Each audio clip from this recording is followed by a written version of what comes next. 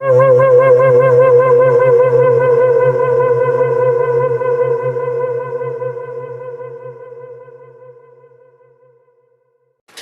y'all, welcome to Dread Pop Magazine's little segment, Interview with a Reader, where I talk to some of those horror greats in the community that you guys just want to know more about.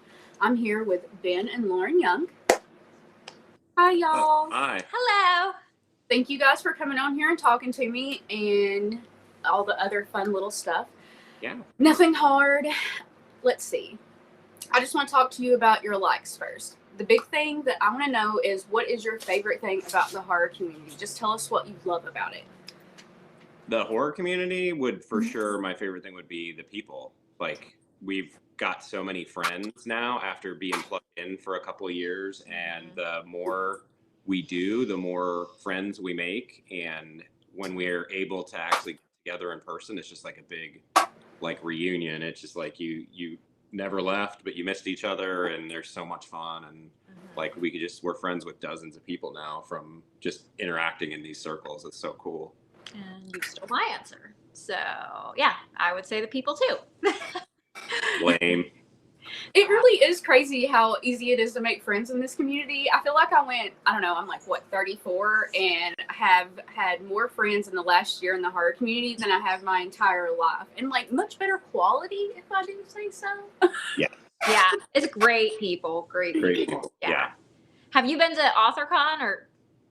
No, the last thing that I went to was actually Dragon Con, which is a whole nother situation. And, well, no, technically there was a little horror thing here in Memphis at this place called the High Tone, where at the very top of it, they had it all blocked off, and there was a bunch of horror stuff, like manga, books, and things like that, which was actually pretty cool. But none of the really cool ones like AuthorCon. But I am going to be going to Books and Brews this year. Yeah.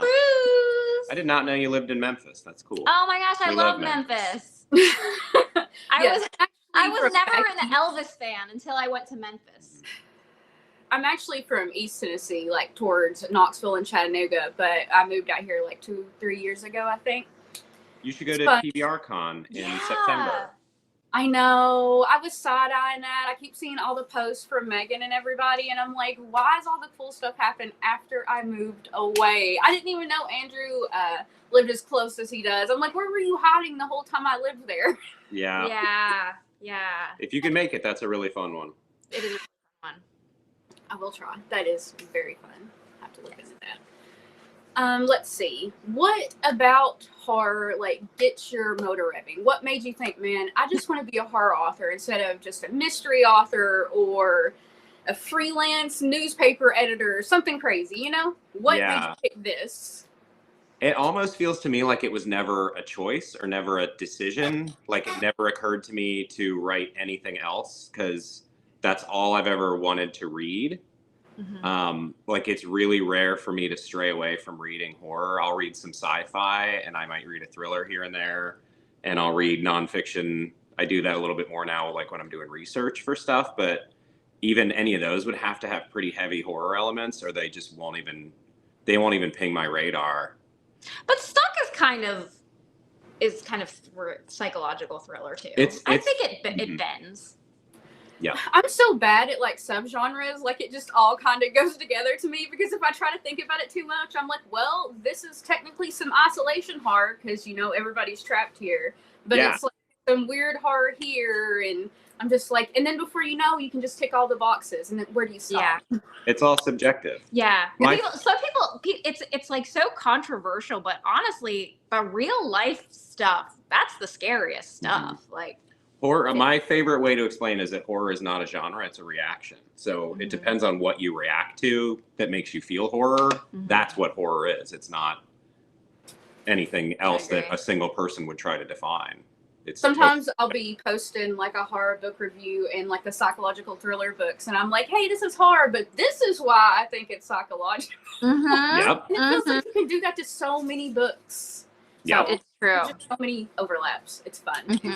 Absolutely. It encompasses everything. Yeah. It's the most maybe that's part of why I'm drawn to it, is because it's the most revealing of the human condition is when the worst things happen is when you see what people really are. Ooh, and that always compels me. It's deep. That is deep. Yeah. Yeah. A deep, I actually insightful person. I'm like, you should write something like thriller or not romance, because that would be That would be weird for everyone reading it. that would be weird. But like, because I don't know, the horror genre is so tiny, which I think is why it's so tight knit too. But I could try, but I tell you what will come out will be horror. yeah. It's going to be horror by the time it makes it out of my fingers. That's funny. What about you, Lauren? What's your favorite genre? Is it horror, or do you like a little bit more horror mixed in with something else? What's your favorite subgenre, if you have one? In horror, my favorite subgenre, everyone knows, is probably, like, if you've watched, it's haunted house. I like aliens, ghosts. I'm a ghosty girl all the way through and through. But I do like dip in and out. Like lately, I've been reading more thrillers lately. Who's your favorite thriller? Oh, that's not fair. It's so hard for me too. I couldn't answer it if I can give you like authors. Do you read? There we go. Like I like Riley Sager a lot. I like Lisa Jewell a lot. Jennifer Hillier. I could go on and on. But those are actually good ones. Those are really good. Yeah. Let's see. Who, if you had to pick someone, would you think, Ben, would be like your horror role model that you're like, hey, this is who I would love to be, maybe in an alternate universe? I know. She knows the answer, and it's almost a no-brainer for me. That is Josh Malerman. As an author, as a person, as an artist. Like, isn't he just the best? He's the most incredible person I've ever met. Yeah. He's the coolest person I've ever met. He really is. He's so effortlessly cool. Like, and he always wears his like blazer. Like, he's just so cool. I don't know. It's him as a person, like his personality, his demeanor, just the way he goes about everything that he's just like the most relaxed ball of energy I've ever seen in my life. Yeah, the intensity, but like coupled with this indomitable flexibility, and then just his wordship, like his wordship. His ability to write is just like unparalleled. Even his Facebook posts are magic. Like sometimes he'll post one. There was one he posted about he was walking somewhere in the park or whatever, and there was some creepy guy. Like, I was freaked out after I read it, and I usually don't even get scared of actual books. And I was like, nope, I would have hauled ass. But I'm like, he just wrote this, like, no big deal.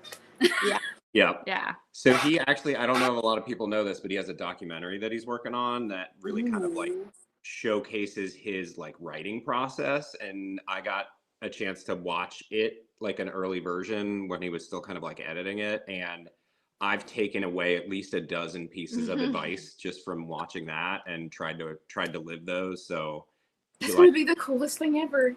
Dude is a role model. He's amazing. I've never met somebody that's more of an artist, just through and through. The dude lives and breathes art every day of his life. Well, and so does Allison does his too, fiance. Yeah, she's such an artist. Like it. I literally they're like the perfect little just sets. They're so cute. They really are. Like the way he talks about her, it's so cute. Like they're perfect. Goals. If I say much more, it's going to get creepy, but hands down, the person I would consider like a role model. That's actually a really good one. Who would yours be? Well, you already took Josh, which you also know. I'm a huge Josh fan. I don't know. I think honestly, if I was in a parallel universe and I got to be anybody else, I would want to be like Stephen King. Like maybe not the hard drugs and everything. Skip that part. But skip just the cocaine, skip the car crash. Just like when I see him post like pictures and little like tweets and stuff about him and Molly, his dog, I'm just like, this is the man that has wrote all these books that I grew up as a kid reading. And I'm like, and he's just effortlessly, like he has an entire shirt just covered with Molly, just his dog. And I'm like, well, so does Ben. There's hair. We're covered in hair here. And then he's got kids that seem pretty, normal and writing stuff, and they each have their own little thing. I'm just like, he's just so cool and nice. Yeah. And writes some crazy stuff. Yeah. King is hit or miss for me. I know people will I've come for me been for that, but obsessed. Oh no, since trust me. I seen like it. I like everything. It's kind of like a bad pizza. It's still good, but there's books that I'll never read again. yeah, yeah. Well, I can't do the like doorstop level. I had to And I know listen that's to like- The Stand on audiobook. I did not physically read it. The Stand. You reread it. You've read it. I've read multiple- The Stand at least 5 times. Oh cover my to cover. god, no. I've My read favorite book of all Needful time. Things. I think I couldn't even put a number on how many times I've read it, and it's pretty thick. But The Stand, I've had to listen to the audiobook. I tried to read it, and I was like, I can't do this. I'm just wandering off into the sunset. I listened to the first time I've ever listened to him read one of his own. I listened to Needful Things when I was writing home because I wanted to just kind of live there again for a little while. So I did the audio version of that, and he read it, and that was really cool. I love you when get, like, the the authors character read their own accents. audiobooks. I love that. Yes, it just adds something because you can tell, like, they wrote Yeah. it, so there's a little piece of emotion that you're not getting when somebody else wrote it or Yeah. read it.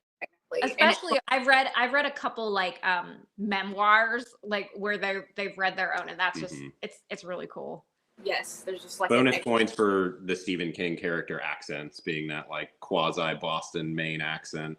No, That whole level of are you realness. making fun, or are you? No, Oh. for real. Like his characters sound like what I always wanted them to sound like Oh. in his voice. Okay. If you've listened to any of the Dark Tower audiobooks on Audible, like that is just the voices he does. Like the little people they meet in Maine. I'm like, this is exactly what I heard when I was reading it myself.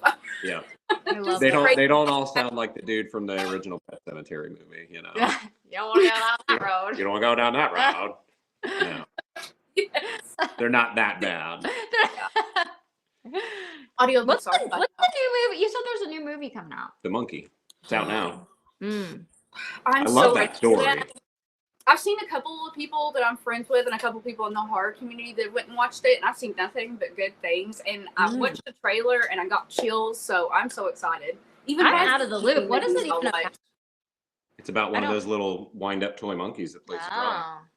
Yeah, Okay. it's one of his short stories, but they made it into a whole movie, which I appreciate at least. Yeah. Okay. It has to be bizarre for it to hold for an hour and a half, 2 hours. Like it's got to do weird stuff. Yeah. So I'm I excited. heard people saying it was kind of Final Destination themed, which, I'm okay with too. That's technically what the short story was a little bit. Right. So I'm excited. And The Long Walk will be coming out.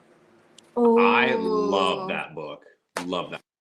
I remember the first time I read that, I think I was like, I don't know, in high school still. So I was like kind of the age of everybody in the book. And I was just like, I don't even want to walk the mile during gym class. And these kids are walking like this. Yeah.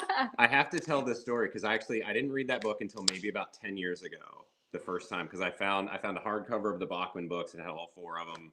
And I was reading that one on a flight on my way to like a work thing. So I was like on a business trip, and I landed, and I was at this hotel that was maybe like 2 miles from the place that I was supposed to be like in a meeting tomorrow.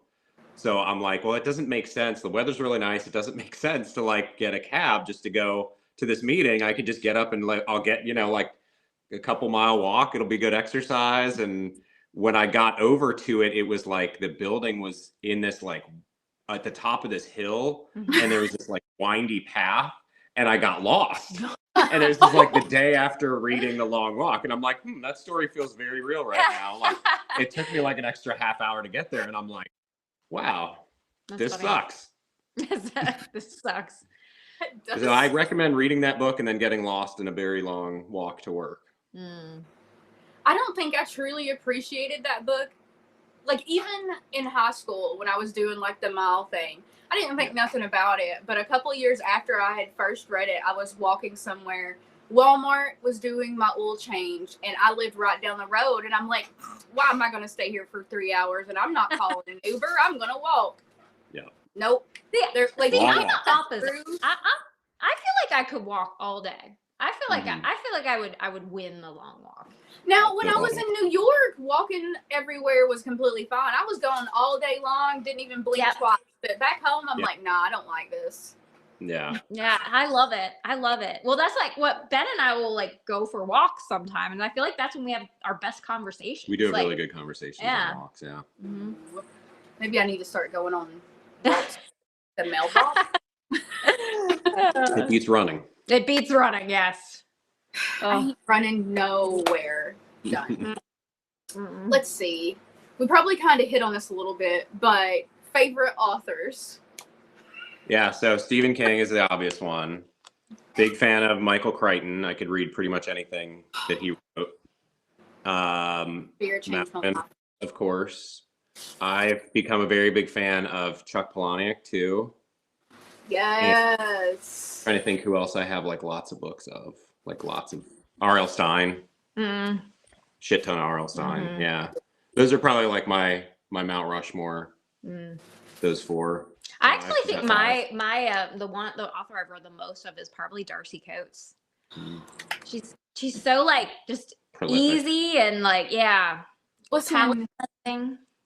I'm so like happy / proud of where she is right now because I used to read her when like she first started coming out, and I was getting her books for like no dollars on my Nook, and I was like, no one talks about this girl. Why is no one talking about this? This is amazing. And now everybody like there's whole Facebook groups dedicated to her. I'm like, I'm so proud. I know. Yeah. I love her. And I saw you were reading. You're reading a Lee Mountford right now. Yes, that one. I've read a couple of his, and his are really good too. But He'll be a one. Oh, he'll be an author con. Mhm. But a lot of his are series, and I don't do the series. Not a series. if they're good, I will do them. Mhm. Just have to see. Mhm. Because that's an investment. And there's so many books these days. I know. That's the problem. Like, I feel, and that's why I don't want to read the big Get to all chunky the ones. you Like, want. and I can't reread either. I'm not a rereader. I am. There's just Are you? sometimes where I'm like, I have to reread this. I just have to. There's just some books. There are some. That's usually my 5 stars. If you get 5 stars, you're a book that I will dedicate rereading to, which is also something that you can't do a bunch of because if you 5-star everything, I'm rereading everything all year. And I read fast, but not that fast. So I want to do rereads of Nick Cutter because that's one I should mention too. I love everything that Nick Cutter writes. He is good. I think the first thing I ever read from him was The Troop, and I was just like, wow, this is... I was blown away. I think the Deep, I know it feels early to say it because that book is what, like maybe 10 years, 12 years old. That might be the scariest book I've ever read. So Sphere is one of my top 10 favorite books ever. So when I got a hold of The Deep, I was like, this is going to have to be really good to like make me think about it. But I read it and I really liked it. He did so good. Like there was points where I was having trouble breathing while I was reading. That's what you said, yeah. There's a scene where he like goes down into the station and he gets out of like the elevator and like it's just him and the dog. And I need to reread it because it's been a while, but it's like him in that moment exiting the elevator. It was just so atmospheric. It was like I think I literally had trouble breathing in that scene. What was this book you read that you were sitting on the waiting for the subway and it was really cold? Oh, that was Misery. Oh, okay. Yeah. So the opening, like one of the opening chapters of Misery is Paul Sheldon like waking up after he crashed his car and like King is like comparing his damaged legs to like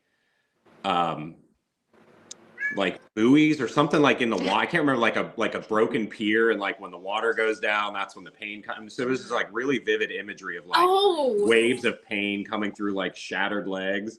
And I'm sitting there waiting for the Long Island Railroad to go to work, and it's like 12 degrees, and I'm freezing on this like hard wooden bench that's like full 90 degrees. Also, I'm like, this is really fucking painful. And no F word. I mean, I think it's after like 10 minutes in, so we're fine. Okay. Last one, I promise. You're bringing out rigor. Too much rigor. Too much rigor. Let's see. Do either of you guys play video games? Horror-related ones or otherwise, I guess, technically? No. Really. Every now and then I'll bust out the emulator and play Sonic 2, but that's about the last video game I ever played. Man, back in the day, I was a beast at Mortal Kombat, but That was when I was a kid. Mhm. I need a Mortal Kombat where it's just like all horror characters with their special moves. Now, see, I need more horror stuff like that. And Yeah. we're probably going to get off this, and there's going to be 1,000 comments where like, "Didn't you know about this?" And I'm be like, "No." Yeah. Let's do That- it. Bring the comments on. Bring them on. Yes, Didn't they start comment and tell bringing, us about some horror video games, because I think the only horror video games I know about are like what, Silent Hill and Yeah. Resident Evil. Mortal Kombat start using some like characters from other properties? Like, wasn't the Terminator in one or something? Like, I could. I Totally think so. I could totally see them putting like That was after Michael my time. Myers or Freddy or somebody in there. That would be really. That cool. would be really cool. And then the backgrounds are all like haunted places and abandoned warehouses. Somebody figured I this out. probably would play that. Yeah. Like, I don't think have we to own the read video about game that. console. No, we own like the one that has like all the game. What is that? Is that It's like an emulator. Yeah. Yeah, My brother, he sent me instructions to build like, what is it called? Like a Raspberry Pi or whatever, where you just, it's things like this big. Yeah. 10,000 games. And the controller barely The works. controller, Like, yeah, I got this. It's too cheap. Like, it's yeah. you'll be in the middle of like fighting the boss, and it'll stop sending the signal to the Yeah. computer. So yeah. I do love to play video games, but reading books, reviews, all that fun stuff's taken over. So let's see. Horror movies? Oh yeah. Like favorite? What are they? All-time favorite. Blair Witch Project. They don't have to be good. They just have to be your favorite. Evil Dead 2 is my all-time favorite. Ooh, that's a good one. What about you, Lynn? Oh, Blair Witch Project, hands down. That is such a good one. The last scene of that, like to this day, Mhm. just creeps me out. And it's hard to do that. I'm pretty You're brave. jaded. She's Yeah, very I've jaded, seen too much. cynical. I don't also love the really have original movies Halloween. creep me out, but that is good. The Halloween. I mostly like stuff like Saw. I'm a big trapped room type person, and I'm also big the evils of people inside, because that's real and that's what kind of freaks me out. And I'm like, if I'm stuck in a room with people, I can make sure I live, but what about them? Yeah. Yeah. Every person for themselves. Yeah. Yeah. I You like guys, the what's ring. the- The ring, Yeah, you love the definitely. ring. Ooh, Yeah. that one is messed up because Mhm. it's just a little movie and you accidentally watch it and you're screwed and there's like no way around it. Well, that we And- know of. Honestly, the scariest part of it is the like actual movie for me. Like just the images that like pop up. That Between that Okay. and the, like a, Just- it's like it reminds me. subliminal. yeah. It Like always a Tool reminded me video, of is that a what you Tool said? music Yeah. video. Yeah. Like, this is awesome. It makes me want to go watch the 46 and 2 video. Okay, let's see. Any horror TV shows? I know that every time I talk about horror TV shows, I can never remember any of them. But is there any crazy ones that you guys like? We I actually, mean, Twilight Zone, like Yeah. back in the day, Twilight Zone. yeah, of we'll course. crush some Twilight Zone every New Year's. Mhm. That is. What have we been? We've been watching Yellow Jackets. We just started Mhm. watching it. We're only like 4 episodes in. Mm-hmm. I haven't started watching that one yet. I'm currently waiting for Severance to finish so I can binge that season. Already knocked out From. Have you guys watched From? No, I've heard really No. good things, but we started watching The Last of Us, and I think we watched like 1 episode and What never was went that? back I to don't it. even remember. Zombies. I haven't watched any of that one yet. I don't. And I also I don't- didn't. Is that a video game? The Last of Us? Is that a video I think game? it started as a video game and then they adapted it to TV, but I'm not a video game person, as we've established. So What was the one that's been big lately that we Squid Game? Is that it? Ooh. Yeah. We started watching that and we were really watched into the whole it, but first then season, didn't we? no, I don't think we finished it. We don't finish TV We did. shows, yeah.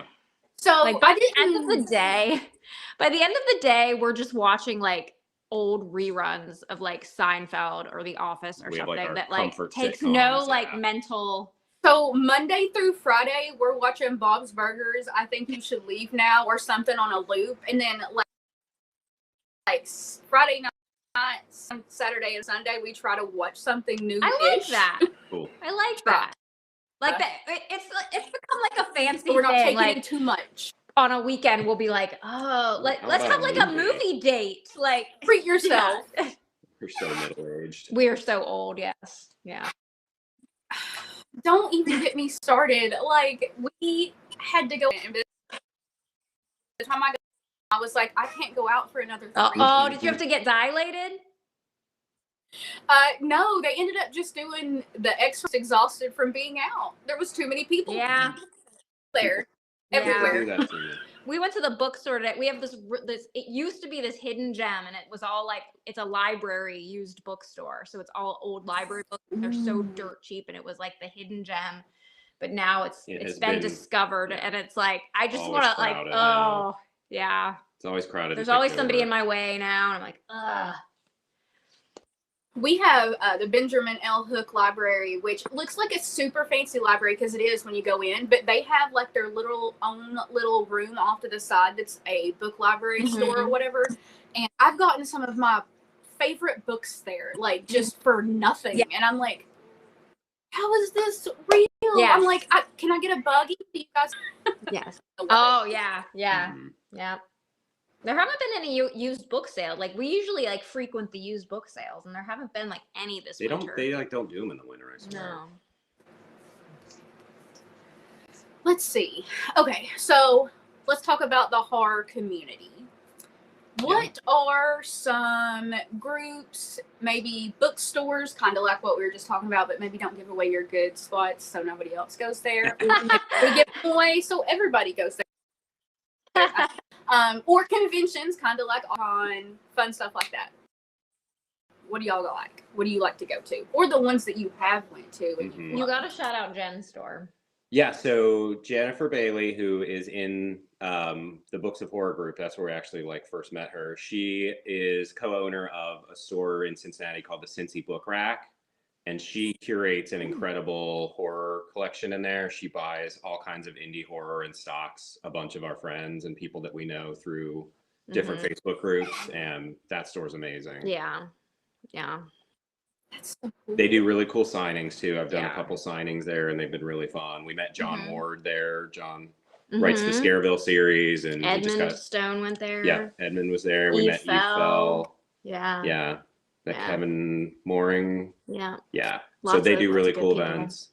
We did. So they did a book crawl here in Cincinnati. We do actually have a pretty decent number of indie bookstores. Indie, like smaller bookstores. A lot of them don't have like great horror sections, but the other one that stood out is called the Hidden Chapter. And we went. They do signings, and we went and met David Washburn there. He's got a couple really solid books, and he's a great guy. So he did a signing there, and we went and hung out and got to meet him. So there are some really cool bookstores around us. But for indie, man, you can't beat the conventions when there's so many of it's all indie horror authors, and you could just go up and down the rows. Yeah.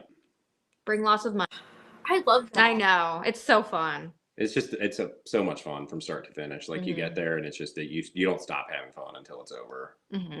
And you just wish that you didn't have to sleep. It takes me like a week to recover after those events. We're so exhausted after them. Yeah, but the best. I think that's one thing I'm looking forward for Books and Brews, since it's in the hotel now. Sleep. We can just go sleep upstairs and shifts. Go crash. Come back, Or like if you get anxious, just go take a break and come back. Like it's perfect. Go decompress for a minute. Or if you buy too many books, just go drop them in your room and come back down. I know, this solves so many problems. So many problems. Absolutely. Yeah. So I know when your first, like when you started that question, you mentioned groups. And so like I would not be able to talk about any of this stuff if not for the Books of Horror Facebook group. And if anybody's read my afterword from Stuck, I feel like I explained this in there, but like I wanted to be a writer for years, and I dragged my feet a lot, admittedly. But there were times where I really tried to take it seriously and make something happen with it, and nothing happened, and I quit. I stopped. I didn't touch the keyboard for quite a long time, a couple of years, and I was just like, I'm done. And obviously I'm not cut out for it. I'm no good. It's not working. It's a wasted effort. So I quit and walked away.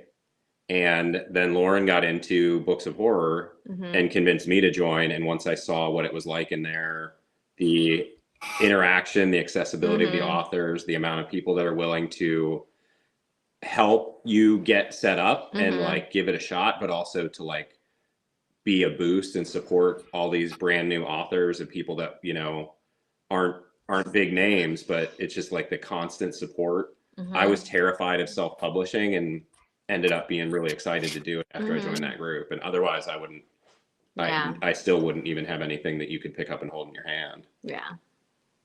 It's amazing.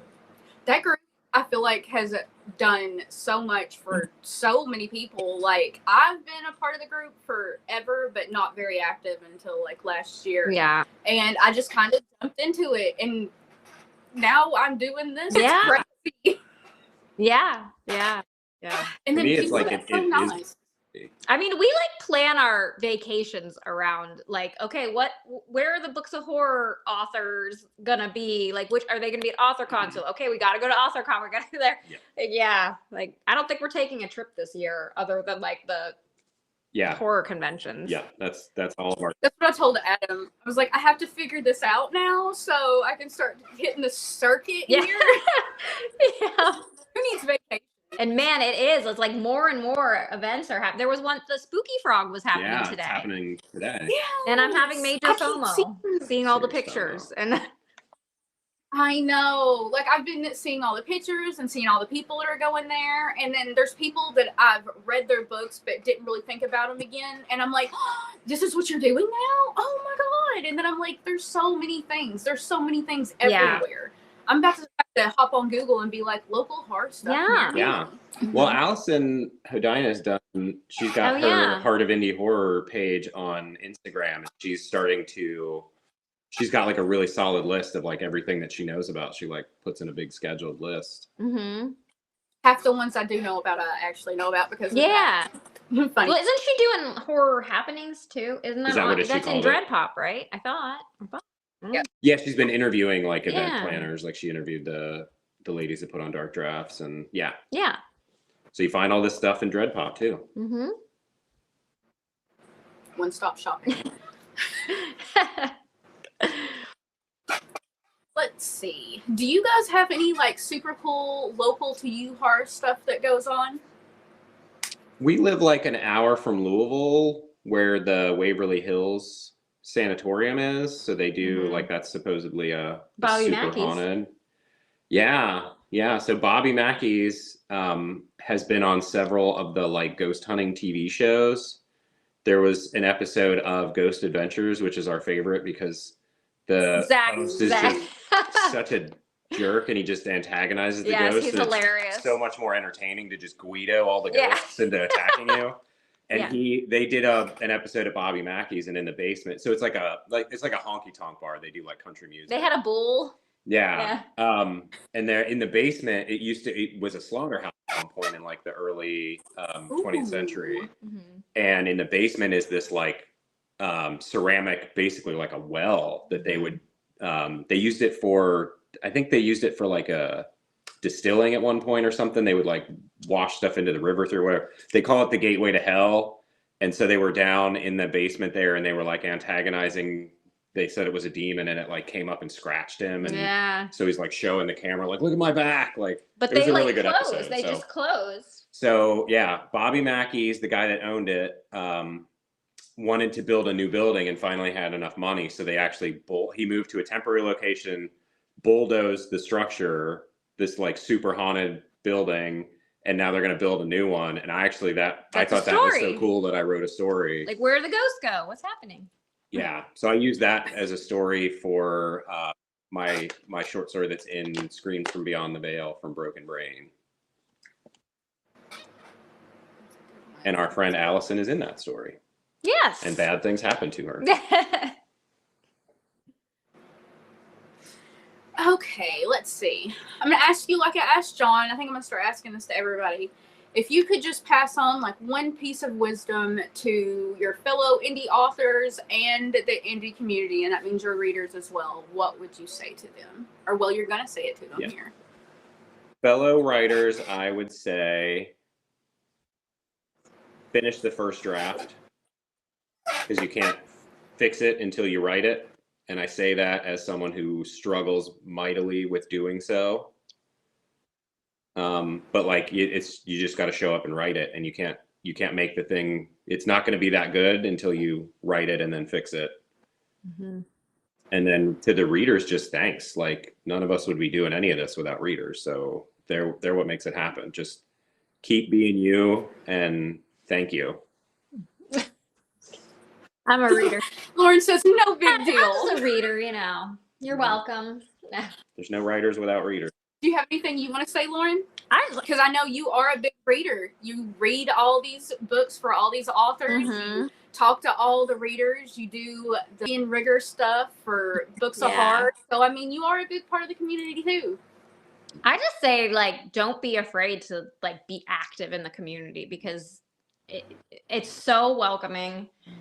There is somebody for you in the community somewhere. Yep. And it's just so much fun. It's really, we it's our talk happy about, place. We talk about these events, and it's like easy to forget that the first time you go to one is really intimidating for a lot of people, because like book people tend to not be the most socially comfortable or outgoing. So the standard advice is just find somebody wearing a Books of Horror shirt or a shirt you recognize, and just say, hey, I'm in that group. And 5 minutes later, it's like you're part of the scene. You're not on the fringe anymore. So just like show up and take the plunge, and you won't regret it. Yeah. It is good and exciting. Okay, so you want to talk about your upcoming projects, Lauren? Do you want to hang out? I'll sit here quietly. You go. Well, I got a couple of your books back off since I am a creepy fan. I got your special edition one. Isn't that so pretty? That cover turned out amazing. Yeah. It does, and it feels so nice. I just like it.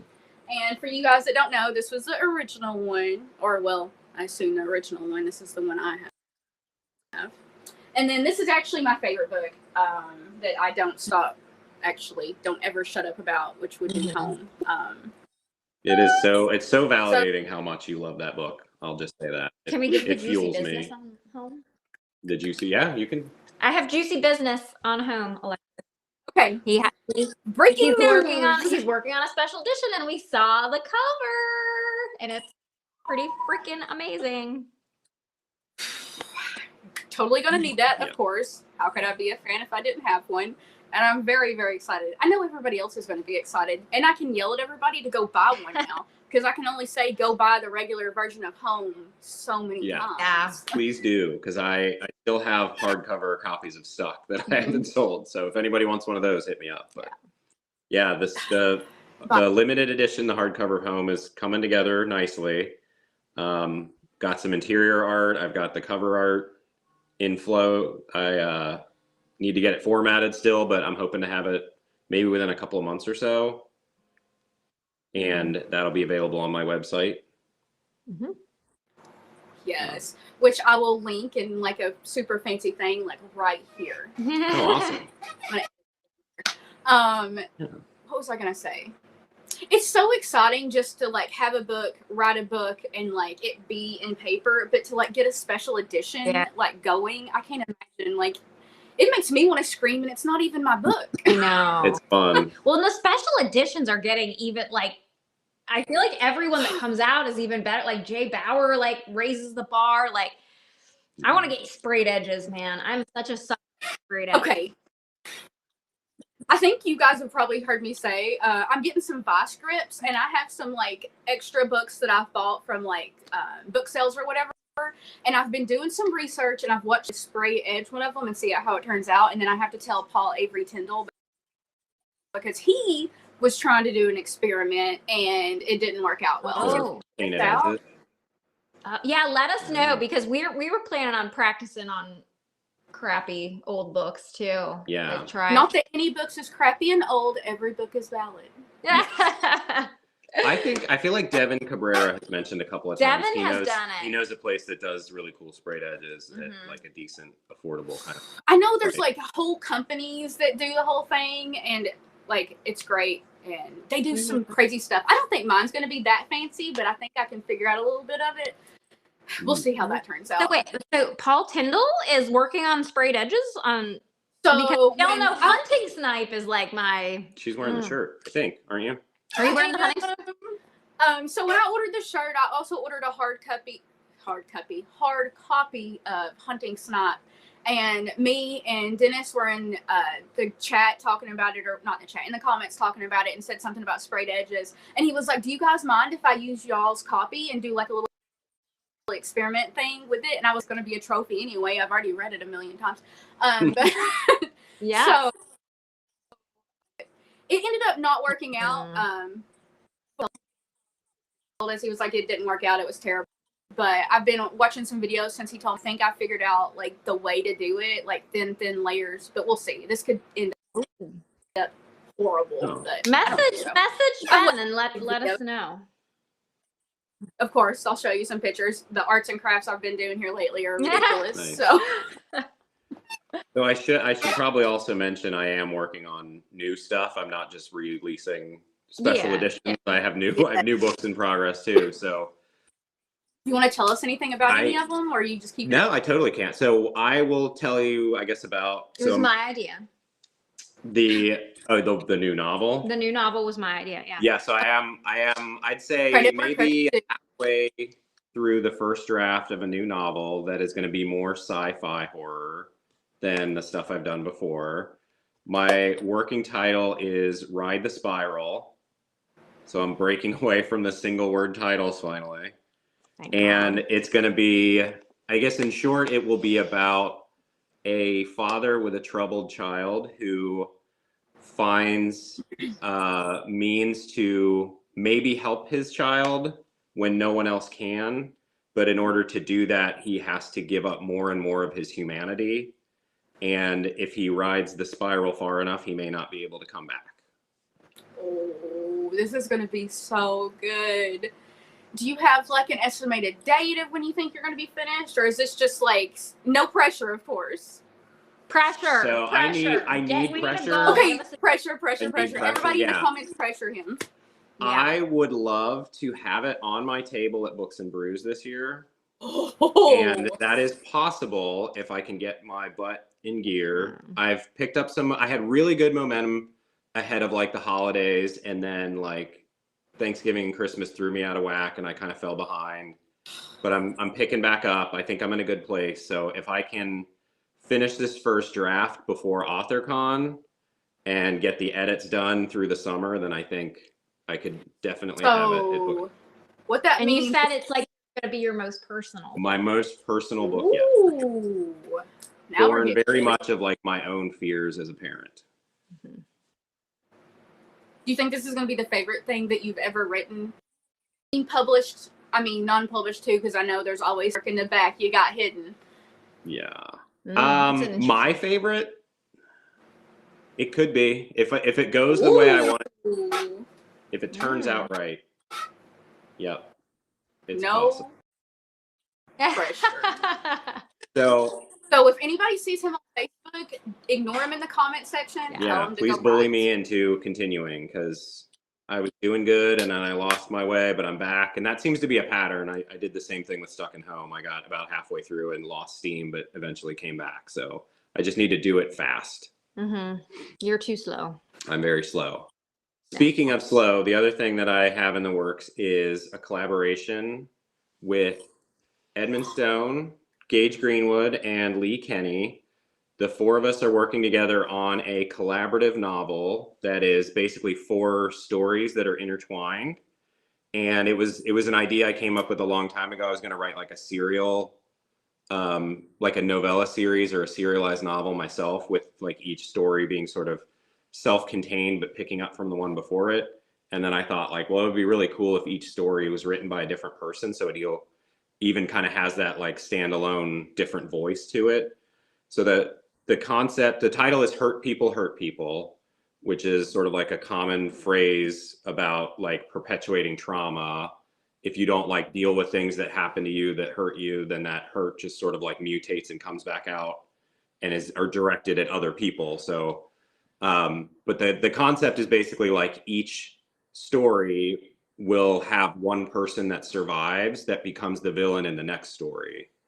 So mine is written, Edmund's is written, Gage's is written, Lee is working on hers now and should be done pretty soon, hopefully. But mine has like gone through the edits, and Edmund's working on revising some of his. Gage's is super, super bleak. Like you're. I mean, all y'all are like the horse people of the grief apocalypse. So I mean, this book's gonna kill me. It's gonna be heavy on the grief. You'll need a Darcy Coates after. I'm gonna have to go read a Frida McFadden after that. Yeah. So I guess the other thing. Chicken's a happy soul. I don't know. I have to figure it out. Chicken soup for the soul. Chicken soup. Yeah. There could be a horror story in there somewhere. Ooh, that could be a good idea. Yeah. Make it chicken soup's horror spin. Chicken soup horror. Yeah. I'm gonna think on that one. Mm-hmm. Not chicken soup, but what's a really gross soup? Well, chicken soup's the I know, but the you want to one. do the opposite of healing. So Yeah. anyway, So, yeah. So I should say a little bit about what my story's about, probably. So the first story in Hurt People is called The Surgeon, and it's about an egotistical, narcissistic guy that gets run out of med school and decides that he's just going to operate on people anyway because he's always wanted to be a surgeon. So he just steals some equipment and starts performing operations in abandoned houses. And one of his victims is able to escape, and that becomes the villain in Edmund's story. And he's described her as sort of like a sympathetic, traumatized female serial killer, sort of like an Eileen Wuornos. Oh, I'm very excited for this. Did Edmund put spice all in it? Did he? Oh, geez, There's Edmund. a little, oh, yeah. God. We're gonna have to Of course, black she out Lauren's copy. I need the She can't handle PG version. PG. And then Gage's story is great too. So Edmund leaves. One of his victims is, attacked viciously and scarred, and becomes the villain in Gage's story and does some really terrible things too. And I haven't heard much about Lee's yet, but I know that it's going to be a solid anchor. Mm-hmm. I always go into Gage's books and I'm like, okay, I'm going to read this and it's going to be horror. And I never expect to have all these emotions. And then I'm like, those aren't tears. It's just condensation in the room. So I imagine his story is going to ruin us. Mm-hmm. It will. And then Lee. And then, I need to read. Yeah. Lee. Yeah. It's going to be great. And if it's well received, then maybe I'll do another one, because I have other ideas for that series. Ooh. Are you going to be a part of any other fun anthros or projects or anything you want to talk about? I've submitted a story for Dread Pop that, I heard if it was accepted yet or not, but if not, I can try another one. And then I submitted one for an anthology that hasn't been announced yet that I'm really excited about. It was an idea that came to me when we were driving to Scarelastic one year. Mm-hmm. And we were driving through a wind farm with those giant 500-foot tall turbines, and it was super foggy. Mm-hmm. So those turbines are they are like they're just. It's like, what happens if just one bolt too many comes off and you just got it? And then there's hundreds slicing of them. people's heads off. That's just what I imagine. We were ceiling fans are concerned enough. Yeah, we were just driving through and they weren't ending, and it was miles and miles. Yeah, it's creepy. Yes, and I still have a couple other invites that I've got staged for later this year, but I probably can't talk about those yet. So more short stories on the way, and when I finish those, hopefully I'll have enough for a collection sometime soon. I've got unpublished short stories. Mm-hmm. Good. Mm-hmm. Well, I know you guys have a segment on Dread Pop, and Lauren has Rigor and Morty and her little books of horror puppets, as you can see. Yes. Yeah. My hoodie should be here at some point. I can't remember which one I got. The Rigor one? The Rigor one. Yes. I think I got the mustard color one too, which I'll put in the comments for. After I got the pink one from Alexandria's shop, I'm like, let's go for another weird color. Fun. I like it. Yeah, those shirts. So you guys want to talk about your little segments? Well, segments. Yes. Yeah. Well, we had one drop already. Yeah, so we did the Shelves and Shenanigans, where we ask authors to show us around their personal shelves and their writing space where they do their work, and just give us a little tour and talk about what's there and how they do stuff. And then we do the ridiculousness that is the Dread Pop World Records, where we take some of the seemingly easiest Guinness World Records and ask that author to try to break them. So And like, we did. Gage set the records. He was the first video. They're his records, so he set them. Set the pace. Yes. so we'll be doing another one of those pretty soon. I think we're gonna Edmund. We're gonna talk to. Should I not say? Well, It will be Edmund because Whoops. Edmund does not mind to make a We complete know ass Edmund of himself. he'll do a great job Yes. acting up. Are you guys gonna make him eat like a ton of grape nuts, or how does that? We factor should in? have He'll a probably do special. that I like anyway. that, Alexis. We should have a special one Pick a just special for one just for that. that author. Yeah, Wow, I look kind at of that. like that. Go girl. But no, our next video to drop that we got to work on. I have it all filmed.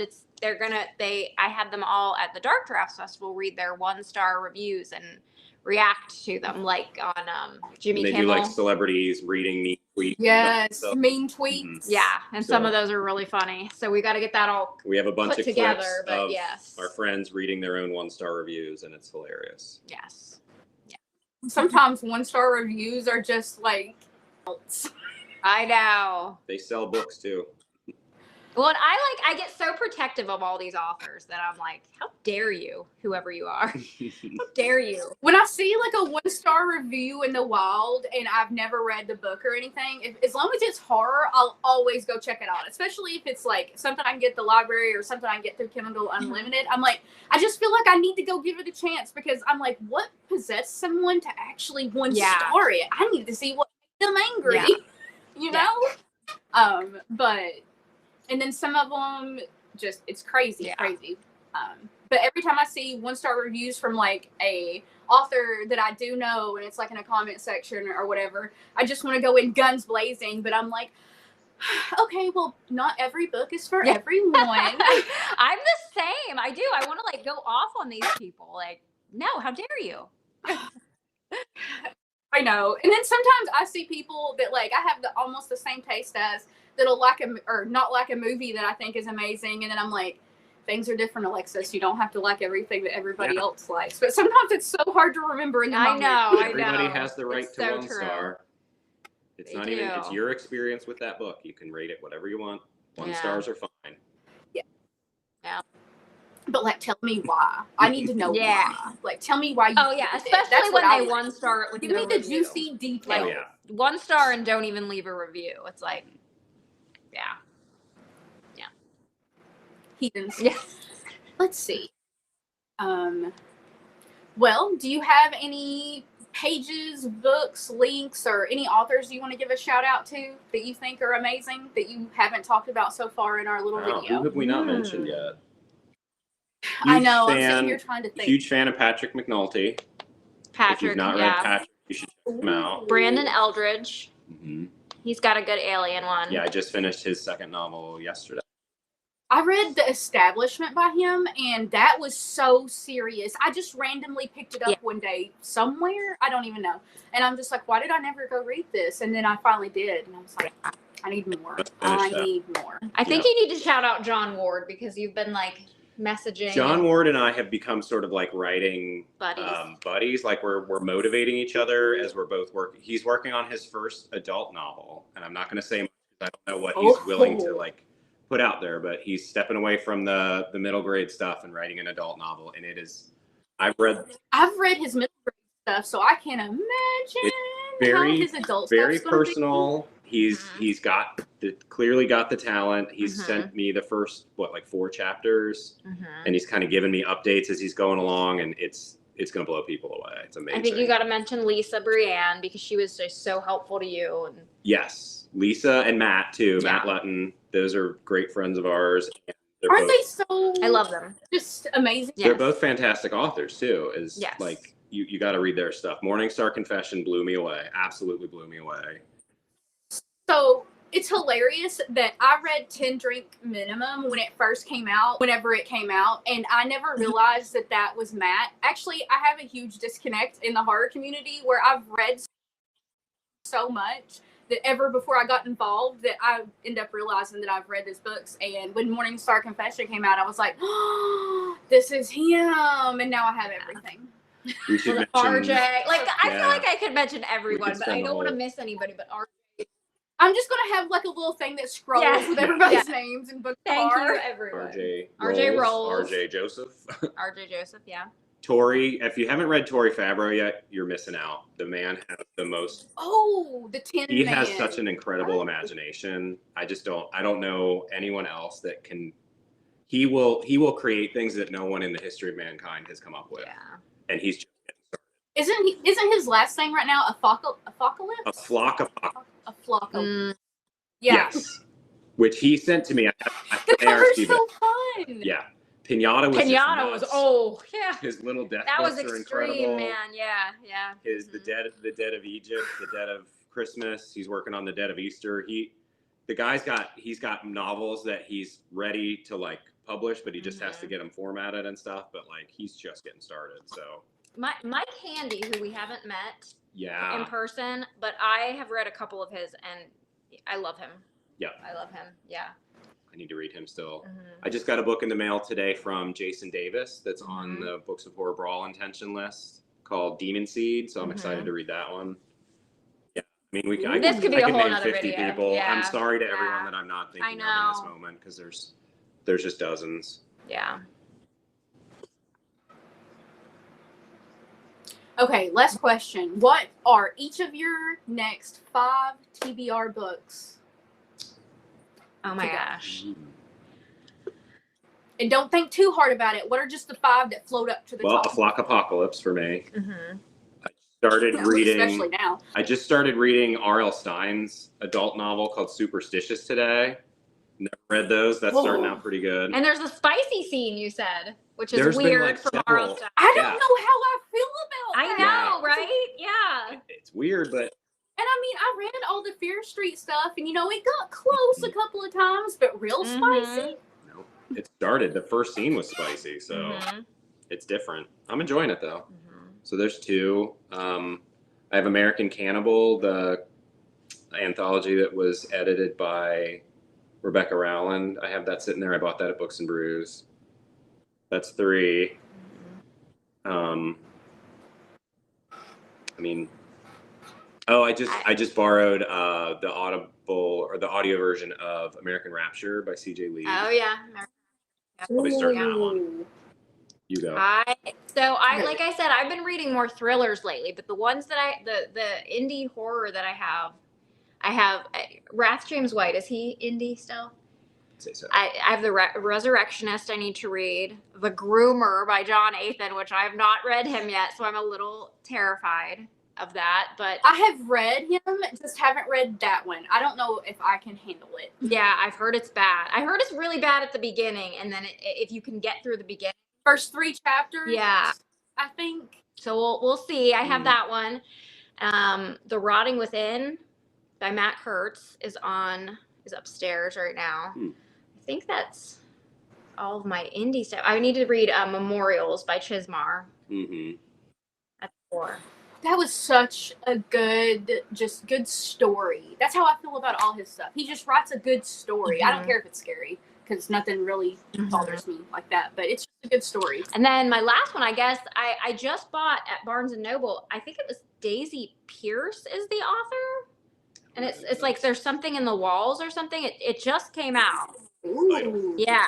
I think I know what you're talking about. I've seen it a couple of times in ads. And I don't really know anything about this author, and I've never read, but it sounds good, so I'm going to give it a shot. Oh my God, we didn't mention MJ. Oh yeah, MJ Mars too. We got to mention it. Yeah, she's doing the edits on Hurt People, so and she's amazing. To the finals in the short smack. I know. Vote for her in the short smack, you guys. This will probably air after. I just finished The Suffering not too long ago by her for the Books and Brews book club. I think it was for February. That story was so messed up, and I just screamed the whole time because I'm like, stop doing dumb stuff. MJ, I just love MJ. She's this Such an awesome person. just cute little blonde, and like you wouldn't writing stuff like that. Yeah. You wouldn't think you would. I feel that way about a lot of people though, because I'm just like, I've read your book. Yes.